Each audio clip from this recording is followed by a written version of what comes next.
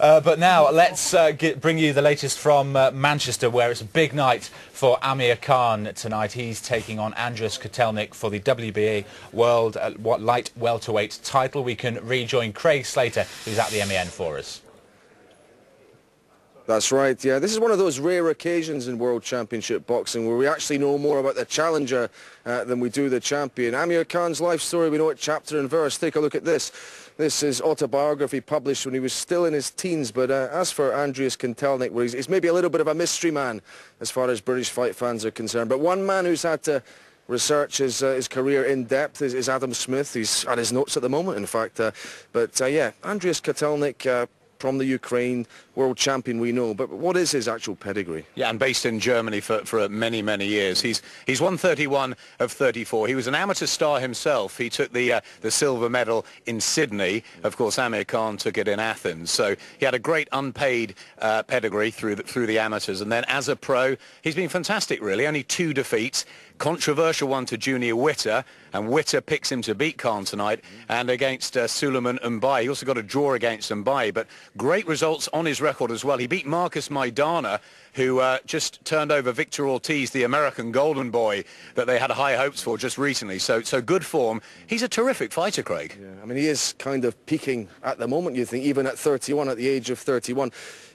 Questions about how he's going to approach the fight tonight. Do you expect Amir Khan to have to make the fight, or what will Kotelnik trying to be doing in there? I think Khan's going to have to make the fight with his speed and movement, in and out, raiding tactics. Kotelnik has very many rounds of experience through his career. You know, he's been the 12-round distance 9 times before, Khan only once. What he tends to do is he tends to get his defense working, sit tight, use his jab occasionally and the good right hand as well, sit tight, goad his opponents in, and then try and outlast them, as he did against Gavin Rees when he took the world title in Wales. He's not afraid of travelling either. He's been to Britain 4 times now. This is the 4th business trip for him, and it is a business trip. He's serious, and he's intending to go home with his world title belt tonight, no doubt about that. Yeah, of course, you've been doing a bit of travelling as well, Adam. You've actually been over to Hollywood to visit the Khan camp in the build-up to this. I remember we had the discussion about how he'd been getting on in sparring over there. He spars with all the top fighters in Freddie Roach's gym. There was this rumour about a year or so ago that he'd been, not quite that, but he'd been dropped by Dean Byrne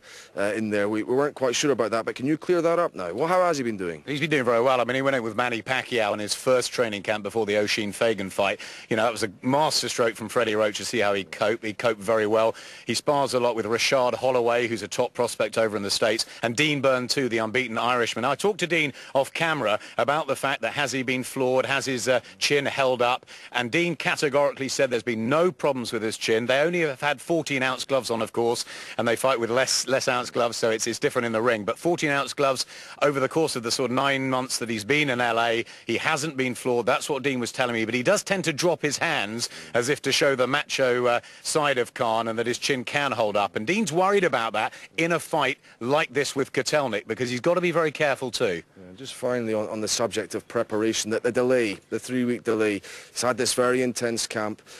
Any chance that he could go off the boil a little bit because of this delay? I think it's very difficult. You know, you peak 3 weeks ago, and then you've got to taper down for a week and come back. He's been back to LA, back over here for 2 weeks. But, you know, Freddie Roach is an excellent trainer. He's been through that sort of thing before, and Amir is so disciplined and dedicated. I mean, he'll be at his very, very best tonight. He's also had a good luck message, Craig, from the Hattons. Obviously, Ricky has had a bad week. He's been in hospital, but we hear he's made a good recovery, and we expect him out today to watch the fight at home. And there's a good luck message from the Hattons to Amir, because obviously they hope that we will have our 3rd youngest British world champion since the war crowned sometime around 11 o'clock tonight. Great stuff, Adam. That's right. Yeah, we wish Ricky Hatton a very speedy and full recovery, of course. But yeah, as Adam says, a great show here at the MEN Arena tonight. Just look there, you know, a night of towering ambition, if you like, for Amir Khan. They're just fixing, you know, the final lights and everything up here. Is a wonderful scene. And the action all gets underway at 9 p.m. tonight on Sky Box Office. That fantastic fight between Matthew Hall and Anthony Small. A real grudge match, that one. But terrific fights all throughout the bill, and perhaps headlined by this night of coronation, perhaps, for Amir Khan. Well, it certainly is all set for a fantastic show. Thank you, Craig, there. You can see Khan against Kotelnik on Sky Box Office. That's from 9 o'clock tonight. You can still get it. You need to call 08442 410 888 for more information.